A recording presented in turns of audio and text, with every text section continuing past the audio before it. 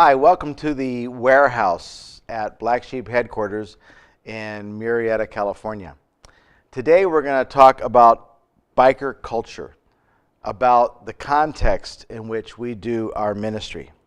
And we're going to talk about the politics of motorcycle ministry and how we as Christians need to adapt and understand what we're getting into. It may come to a great shock to a lot of Christians that when they join a motorcycle ministry, they also join a culture. When any missionary goes to the mission field, he joins that culture to some extent. It was God's sense of humor that when I went to seminary and could not decide what it was that I should focus my seminary studies on, that I ended up going into missiology. And all of my training had to do with learning to be a missionary in a third world country. Ironic that a few years later we would start Black Sheep Harley-Davidsons for Christ, and without really noticing it right away, how much of what I had learned over the last several years applied directly to this ministry. You come out of a Christian context. Most of you are Americans. Most of you are either white or Hispanic. And all of these things are the elements that make up our worldview. They make up the way we see the world around us. You cannot take that worldview and put it on top of the motorcycle ministry and do ministry, because it won't make sense. Think, for an example, the language that we use. Christians tend to use the word share a lot. I'd like to share something with you.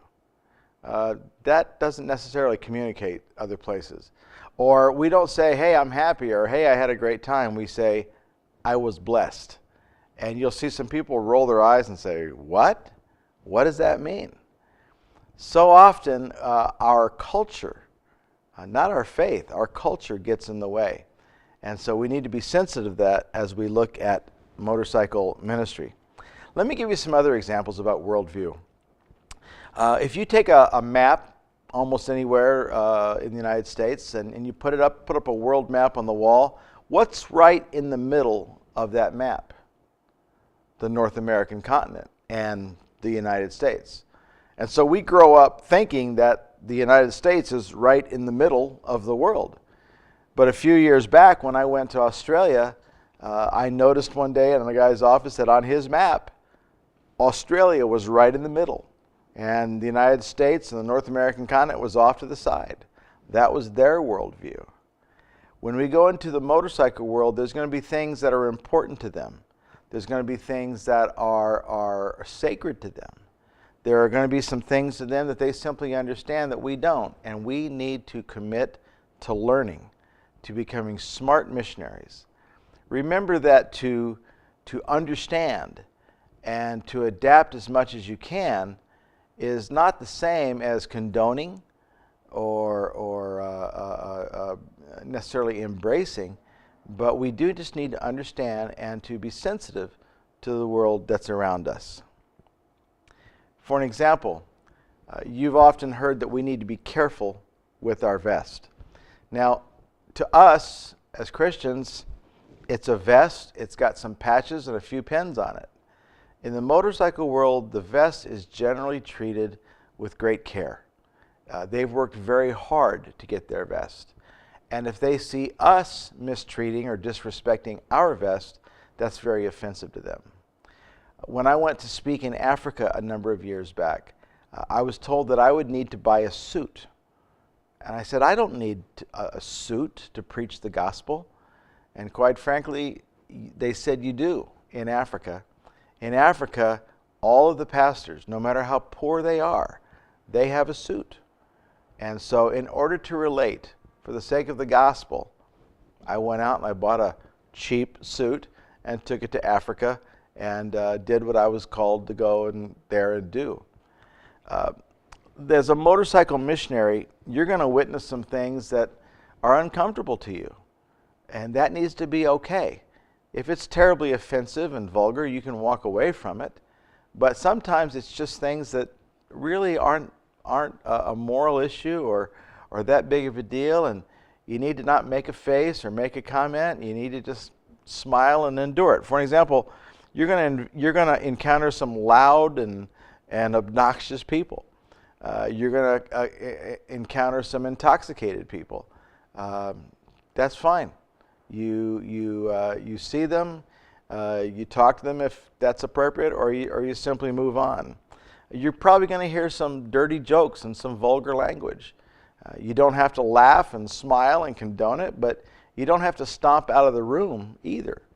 I remember one time in Laughlin, Nevada, Jim Birmingham, one of our vice presidents, and I were walking through the event, and Jim's a guitar player and I'm a guitar player, and we just heard some great music, some great blues being played a few hundred yards away. And so we began to make our way over there, and as we came to the opening of the tent and we walked in the door, we realized that we were at the front of the tent where the stage was, and looked inside, and there was about 300 or 400 people in there. And so we just simply slipped in and sat down in the front row and enjoyed about 20 minutes of just great rock and roll and blues.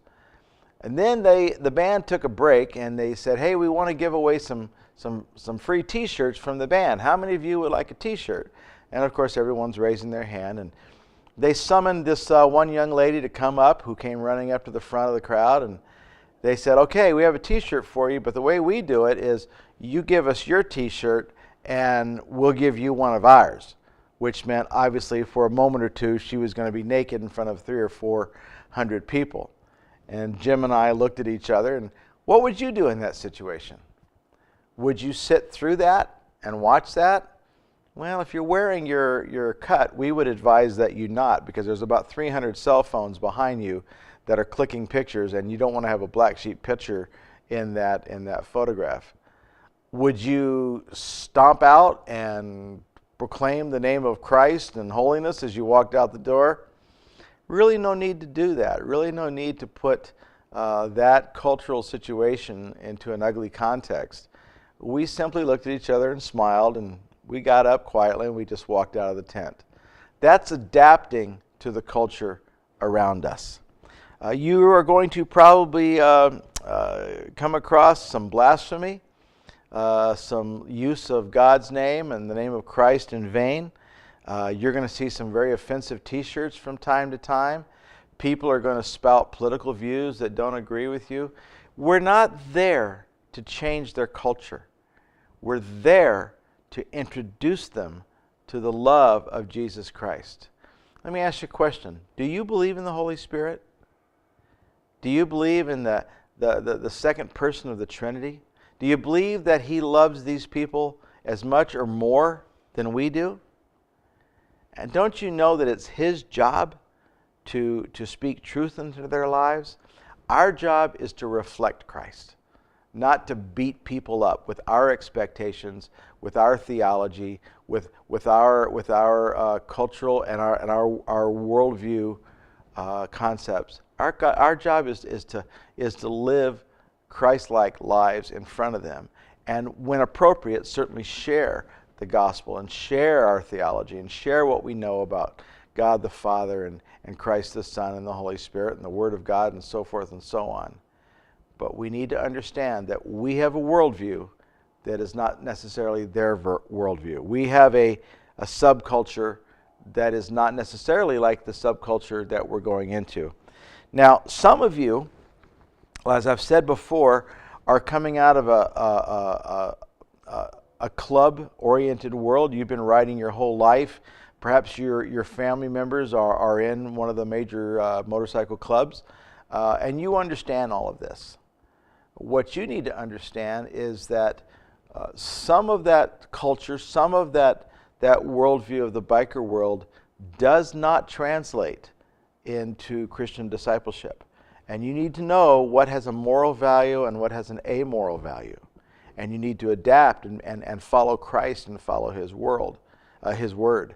At the same time, those of us that are coming from being saved as a child and raised throughout our lives in the church, we need to understand that as we come into the motorcycle world, that we need to adapt to them where we can, where it's not a critical or moral issue.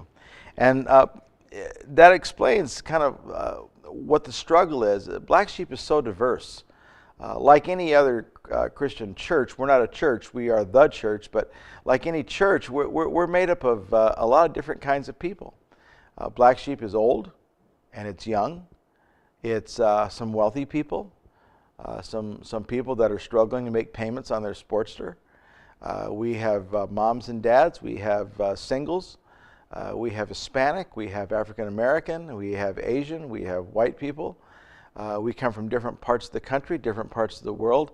And all of those things can, if we're not careful, be confusing as we try to minister out of our context into a different context. Let me just say that in your notes, there are several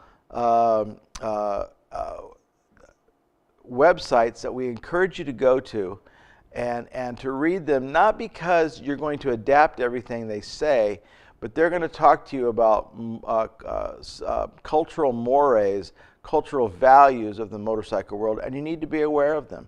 Some of the simplest things. I remember the first time that a small group of Black Sheep encountered a 1% club. It was the Vagos Motorcycle Club, and they were actually quite gracious to us as our members talked to them and asked them questions that they shouldn't have been asking. And I remember one of our ladies actually reached up and touched one of the patches on the vest of a Vago and said, you know, what does that mean? And I knew what that particular patch meant, and it wasn't really appropriate for her to find out. I know she went on to ask this person, are you really a bad man? And just very, very awkward. And we were treated with respect, and we went on our way. But looking back on that, boy, we really were clumsy as we tried to minister in a world that wasn't our own. If you'll read these, if you'll read the notes and stuff that I've included in your mentorship from the different websites, you're going to learn a lot of stuff. You're going to learn about terminology. Language, what certain words mean. You need to understand what those words mean. You're going to learn about the tribal nature of clubs and why a club is so different from a motorcycle ministry. I would hope that we would learn something from the club mentality about the sacredness of being in this ministry. This isn't something that we should be doing lightly. This isn't something that we should do for a year or two and then move on and take on another hobby. This is not a hobby for me. This is not a hobby for most of our members. This is a calling. And I'm reminded of Ephesians chapter 4, I believe it's verse 1, where the Apostle Paul says, live a life worthy of the calling that you've been called to. Live a life worthy of your calling. The biker world gets that. They are sold out. They are blood in, blood out. And we're maybe not that extreme, but boy, we could certainly learn from their commitment. There's certain protocol on in dealing with motorcycle culture that you need to be aware of. You need to, for an example, when you're at a rally and you need to talk to somebody from this particular club, you just don't walk in the middle of their circle and start talking. You find somebody on the outside, you introduce yourself, and you say, could you help introduce me to whoever's in charge? I have some information for them. There's so much to learn, and it's in these websites, and I want to encourage you to go there. I also want to quickly say to you that having said all of this, that we really have very little to do with the motorcycle club world. Not because we don't want to, but because, as I said in our last lesson, that our calling, our primary focus is on Harley Owners Group. But if you're going to go to any motorcycle rally anywhere, you're going to come in contact with motorcycle clubs, and you need to learn some of this basic protocol. One of the most important things that I do need to tell you is that if you're in a different area of the country and you're not sure if our patch has been okayed to be in that area of the country, give our office a call and we can usually instruct you. We have never had in 16 years anybody seriously threatened or roughed up or disrespected or anything for wearing our cut. But if somebody does come to you from the motorcycle world and says, your vest, who gave you permission to wear that here? Or we want you to take that off. The rules in Black Sheep is that we do not ever, ever defend our vest, our cut, our patch with violence. What's the principle there? Jesus said, if they want your coat, give them your shirt too. It's just not that important, and it's not worth what you'd have to go through if that was to happen. When someone comes to you and says, you need to take that off, you need to stand in front of them. You need to look them in the eye. You need to be Christ-like and respectful. Don't try to act like a tough guy. Don't try to demonstrate any attitude, because that's a green light for them to get ugly. You don't want to do that.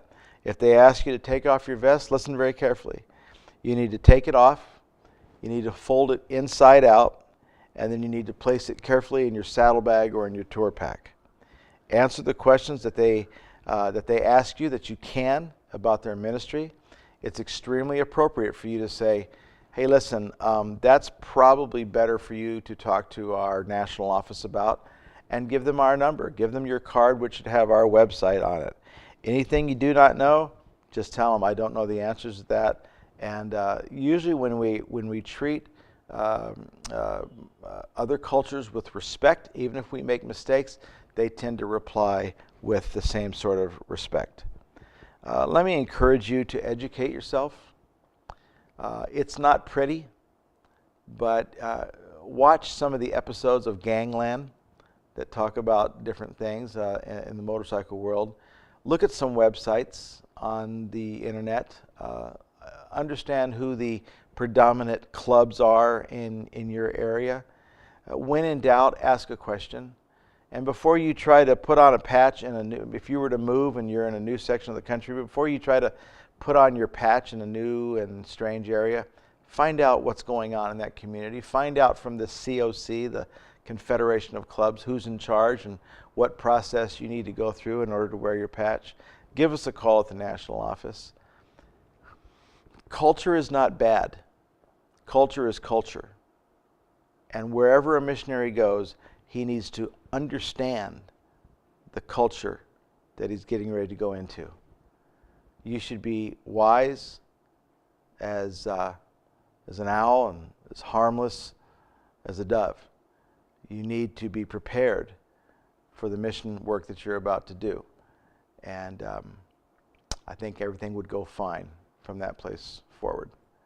Hey, God bless you and protect you in motorcycle ministry.